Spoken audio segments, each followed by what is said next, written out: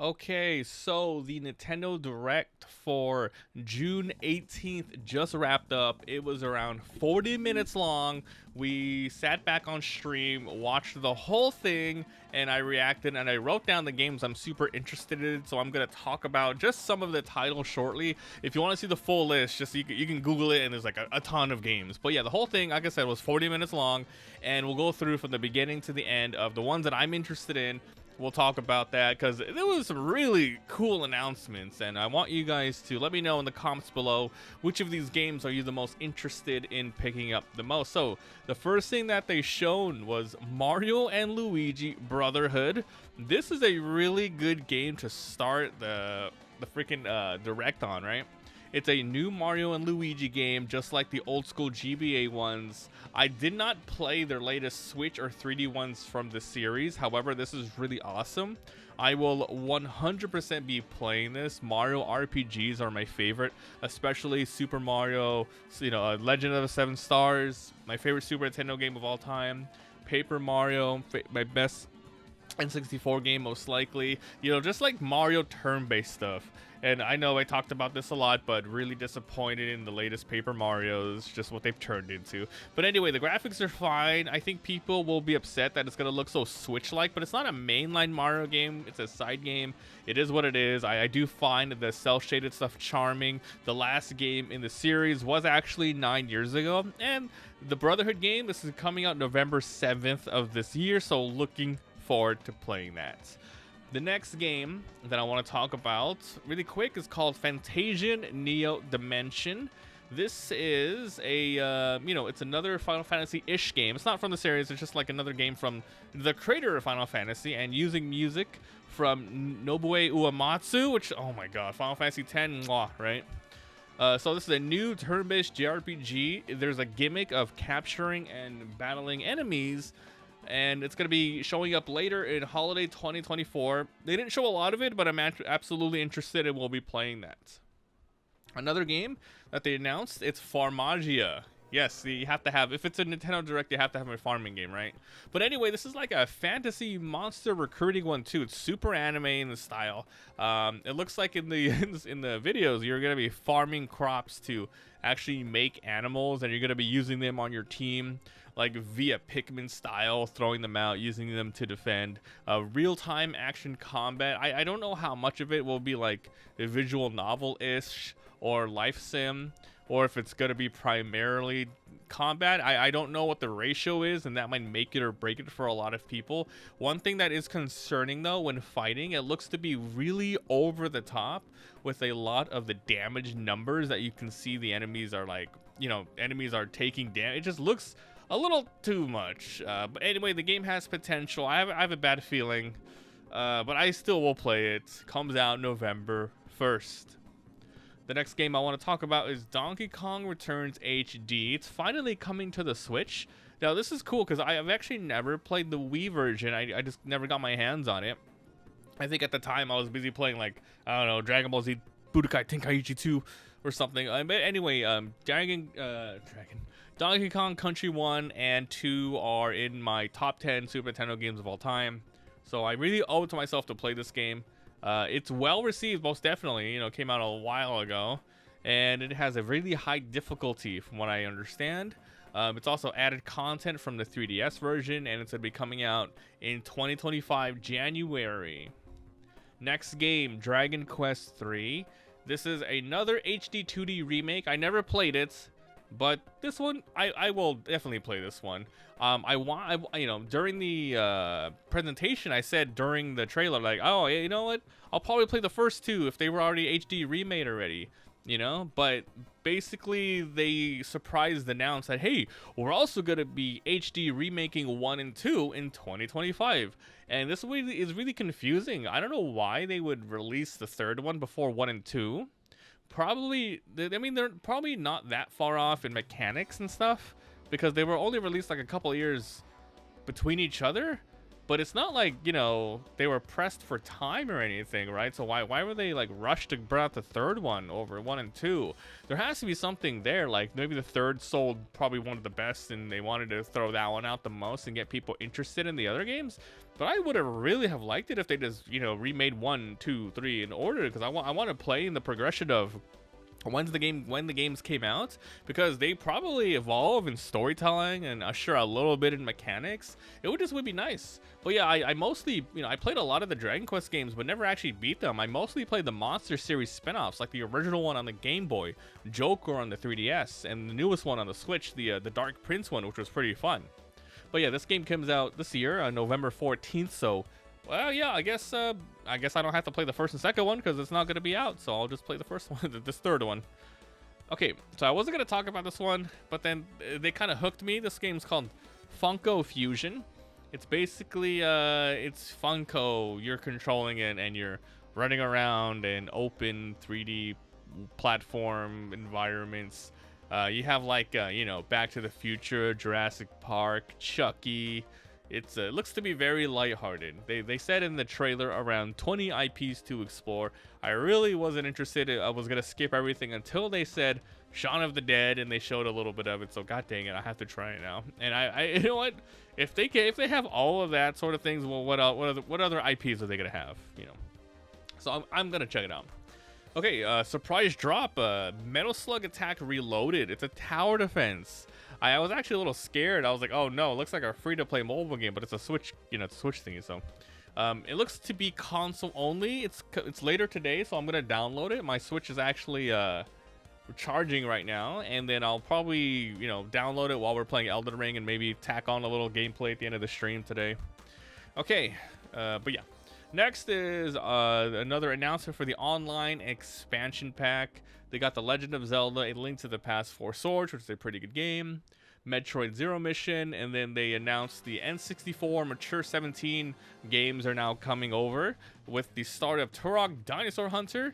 And then as soon as it faded out, they said one more, and I thought, what would be the perfect mature game for them to announce? And in my head, I went, well, I shouted out Perfect Dark, and then all of a sudden, the logo popped up. It just made sense. It made perfect sense. And it's dropping today, which is cool. All right, the next thing is Phantom Brave, The Lost Heroes. This is a new game in the series of the Phantom Brave games. I never played any of the originals, but obviously it looks super NIS with the graphics, which is, you know, the makers of Danganronpa, Disgaea. But however, the trailer was really concerning. It had insane, terrible FPS. The grid-based combat, as I mentioned, was like Disgaea. So I will, you know, if nothing's going on at the time, I guess I'll check this out. Not looking forward because of the performance though, but it is 2025, a long way off. Maybe they can work on some stuff. And the Switch, dude, the Switch needs to come out the new freaking console. Okay, next game, Mario Party Jamboree. Okay, so this is gonna be in an island resort. They said it's the biggest minigame collection so far. And I really did not like the latest Mario Party games. Well, to be honest, I didn't play the latest one. I saw a lot of it, but then the ones before it, like where you're all on like the same track together, it's like, what is this? But this one looks fine. It looks to go back. It looks to go back to the old school thing where everyone's running around the board doing their own thing, which is nice. A lot of the maps are cool. They're even returning some from the first Mario Party and the second one. I will give this another try because I watched people stream the other one and they had a lot of fun doing the multiplayer stuff, or like the Real. And they said here is 110 mini games, you know, 20 players, Coopathlon mode, something like that in the last game. I would, you know, I saw. I'm sold. This is gonna be October 17th. All right. Next is a huge announcement: The Legend of Zelda: Echoes of Wisdom. It has the same feel of the Link to the Past sequels on the 3DS, and I really like that game. I beat that 100% when it first came out. Pretty much, it says the Echoes of Wisdom because Zelda is the holder of that portion of the Triforce. Well, Link's is what? Courage, and Ganon's is power. Okay, so I'm definitely down. This is a tried and true top-down Zelda game. It's what it's known for. In this game, she uses a staff to echo different items and furniture and structures to fight and solve puzzles around the world. It looks like it's just going to be another classic. looks completely fine and seems to harbor the same feel as the other Zelda games in the same vein. Explore the world, use your arsenal, tons of echoes, blah blah blah. September 26th, so it's only 3 months away. This one's definitely going to be playing it. Okay, so this is a tiny one, but I wanted to talk about it anyway. It's a Tales of the Shire. This is a Lord of the Rings game. Okay, so it's a fantasy life Hobbit life simulator. And oh my god, I was not expecting anything sort of like this today. I don't know how to feel about this. I want to play it, but I don't know, because it's like, is this the first? Because like they said Tales of the Shire, a Lord of the Rings game. Now, I don't know if there's been any other quote-unquote a Lord of the Rings game sort of titles out yet. This might be the first in their series, so I don't know who's developing this, who's publishing this. So I don't know if it's going to be quality or if it's going to be good for a couple hours. I don't think it's going to be on the same level or have any long-term stay as like an Animal Crossing, but it might be fun if it's like, you know, a dozen hours or so. Okay, next game. Now this one, what am I this is like one of the last ones announced, and I really like it. The 100-line Last Defense Academy. So I saw the characters in the starting cutscene. I saw how short that skirt was, and I'm like, this is Danganronpa. This is Danganronpa style. And then, yeah, basically the main character, the world has gone to despair. You join the Last Defense Academy with the 15 other students. Yeah, this is cool. So you're going to be defending the school for 100 days in what seems to be grid-based combat.